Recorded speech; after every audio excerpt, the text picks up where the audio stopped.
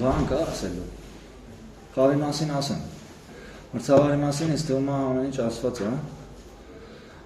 Չեմ ուզում կրկնվեմ, չեմ ուզում սենց իշնեմ, որտեվ չեմ էլ տեսել, չեմ էլ կարող վերջնական գնահատական տամ։ Պետք է հասկանամ, հայ է, չէ է, ինչի է։ Իսկ վերաբերում է խաղին, մենք բավականին անհերատար էինք խաղում, մի թիմի դեմ, որը շատ որակյալ է, շատ լավ թիմ է, նաև փոփոխություններով է շատ արագացնում խաղը։ Բայց ամեն դեպքում մենք խաղը տանում էինք տրամաբանական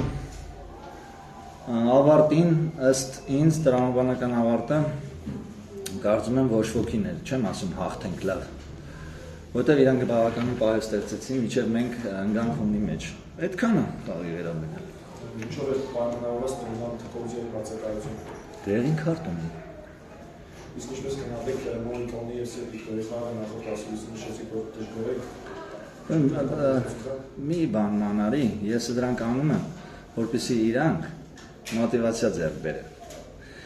Իմ գործողությունները, իմ խոսքը միտված են նրան, որ թիմին օգուտ բերեն, տվյալ ֆուտբոլիստները։ Իհարկե առանձին զրույցներում եմ իրանց ասում, հրապարակային հասել եմ այդ կետին, որ ասում եմ հրապարակային,